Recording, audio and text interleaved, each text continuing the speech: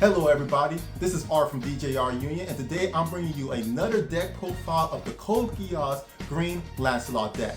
Today we're going to be breaking it down and seeing just how powerful this deck really is. So without further ado, I want you guys to sit back, relax, and enjoy the show.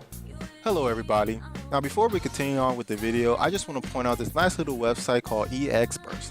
For those of you who don't know, EXBurst is a website where you're able to view additional content of your favorite TCG card game.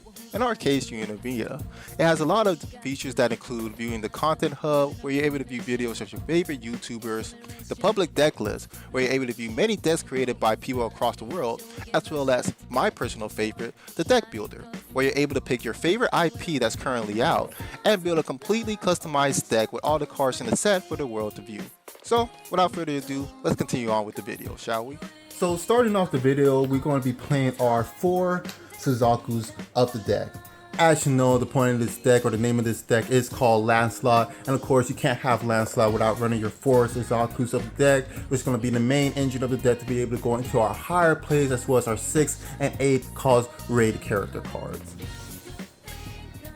Next, we are playing our 4 0 cost Euphemias.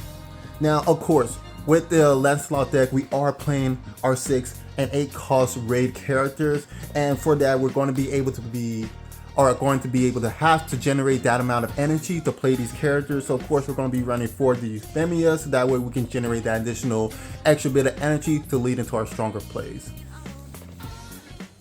Following that, we're going to be playing our 2 Jeremiahs in the deck. Now, I went from originally playing 4 to now only playing 2 Jeremiahs, mainly because of the fact that it just gives us room to run a whole bunch of other cards in the deck that's going to help out the overall strategy. And also, Jeremiah has step, so it's pretty good for those early game plays when you play into your front line, swing in for damage and just get that early 1 or 2 damage and to just help your overall game plan. And finishing off our 0 cost, we are playing the 1 Britannian Soldier. Now, like I said before, originally I was playing 4 Jeremiahs, and I also dropped it down to 1 to play 2 of the Britannian Soldiers. However, I did find that I did enjoy having my Jeremiahs in my hand for the early aggressive play versus just having the trigger and the life from the Britannian Soldier to be able to draw a card. I just value more so just having that onboard pressure and that onboard presence versus just having my triggers in my life. So because of that, I'm now playing 1 of the Britannian Soldiers. Going into our 1 drops, we're going to be playing the 2 V2s. As always, with any of the bounce cards, you play this card, you bounce a 1 or 0 cost card back to your hand. That's the way you're able to generate 2 energy. Just an overall good card to help us generate enough energy to go into our later plays. Following that, we are going to be playing 3 of the Lloyd Applaud.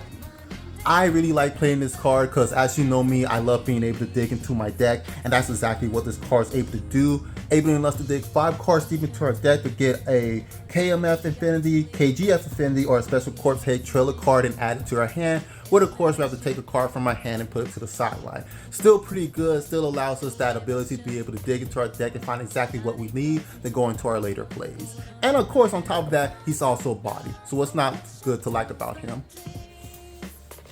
Speaking of digging into the deck, we are also going to be running 3 of the unit maintenance. Now, I like this card a lot too, even more so than the Lloyd Applause, because with this card, this event card allows us to do is the same thing. It allows us to dig 5 cards deep into our deck, and not only are we able to add a KMF, KGF, or a Special Corpse User Trailer, but we can also add any other character card that we find in those top 5 cards and add it into our hand. And what's also good about this card is that if we do end up adding a KMF or KGF card to our hand, we are able to take one of our action points and switch it back to active. So if we get one of our raid cards, or raid Lancelot cards, this card basically just becomes free. So as you know, I like free. I see no issue with free, so we definitely like running 3 of these bad boys. Now, jumping straight into our 3 cost cards, we are going to be playing 4, and my personal favorite, the 3 cost Suzakus. Now, I really love playing this Suzaku in particular, mainly because of the fact that not only is it 3 energy, 1 action, it generates 2 energy on the back line, and it's a color trigger. But what I really like about this card is that when it's played, I get to draw a card. So immediately on playing this card, it replaces itself, which is also pretty good. And as we're going to see later on in one of our later cards, it makes this card just a whole lot better. So me personally, I love playing this card, especially you can see from the art pieces that we have. So we definitely play him as a 4 of. Next on our 3 cost, we're going to be playing 4 of Live. No question about it, you play 4, you're not playing 4, stop playing this game. Next on our 3 cost, we are also playing 2 of the 3 cost Jeremiahs. Now, same thing as the Suzaku, we are playing this card because it's 3 energy, 1 action, and it's able to generate 2 energy on our back line, which is also pretty good, as well as we're going to be leaning into our 6 and 8 energy drop cards in the deck. So just being able to have him to be able to not only be played on the front line because of step and moving to the back line and generate that 2 energy, he's also a double blocker. So you get, what, 2, 3 for the price of 1? Pretty good card, and thus we play 2 of him. Following that, we are going to be playing 2 of the Special Corps Head Trailer. Me personally, this card came in clutch so many times in my matches, just when I was raiding all my Suzakus and I was running low on energy and I was trying to figure out how am I able to get to the 6 and 8 energy to play my stronger plays. Boom. Special Corps Head Trailer just comes in to save the day. Just being able to play him and then immediately discard a card from my hand to generate that extra 2 energy, that allows me to get the extra energy I need to be able to play my comeback cards and overall just take the map. So I really like this card. Plus, it's really good for your Lloyd and your unit maintenance because it's just another target for you to get. So overall, I like playing this card, and thus we're playing 2 of it. Next, we are going to be playing 2 of the All Hail Britannias. 1 is an event card. 2, what this card does is that all Holy Britannia Empire affinity characters on your field, especially on the front line, but yeah, on the field, gains 1k extra BP. And on top of that, you're able to pick one of those cards, and it also gets impact +1. This card is really good, especially when you're trying to close out the game, and especially if it's super close and you're trying to get that extra little bit of damage in. You just play this card, buff you up your entire front line, and then give one of those cards impact 1 to try to swing it and finish off the match. Not only is it able to do that, but also it's another discard fodder for, like, say, Special Corps Head Trailer. So just in case, like, oh, I don't need this card right now, I can just use it with Special Corps Head Trailer to discard it so I can generate that energy to be able to go into my later plays. Finishing up our 3 cards, we are going to be playing 1 of the Charles Z Britannia. Now, I really like this card, and right now we're mainly just testing it as a 1 of. What this card really does is that you're able to look at the top 3 cards of your deck and able to add any one of those cards to your hands. No restriction. And also, after you play that card and you add that card to your hand, the next event card that you play from your hand requires 1 less AP to play. So that becomes pretty good. Let's say you play Charles, you find a card that you actually need, and then you follow up that card by, say, playing Live. You just cast Live for free, and next thing you know, you just had a free play and you got a body on the field. So that's pretty good, and that way you can continue on with your turn as normal. So I really like the Charles Z. Like I said, right now we're just mainly testing him as a 1-up, but I think after a little bit more testing out, we might bump him up to a 2-up. Only time can tell. Now, moving into our 4 drops, we are going to be playing 2 of the Euphemia Lee Britannia, specifically the 4 cost. Now, of course, this card does require 2 action points, which to me, 2 action points is a stretch, especially with playing a lot of cards in this game. But I feel as though for her, it warrants it greatly, mainly because of the fact that she's able to generate 3 energy on the back line. To me, that's extremely huge, especially with a lot of the high energy cost cards that we are playing with this deck. We want to be able to get to that required energy and not have an issue with playing those cards. So thus, I justify the fact that we are going to be playing 2 of her, and I feel as though every time she's on the field, she puts in so much work and getting us the energy required to go into our later plays. Next, we are going to be playing 2 of the Suzakus. Of course, you can't have a Lancelot deck without playing your 4 cost Suzakus.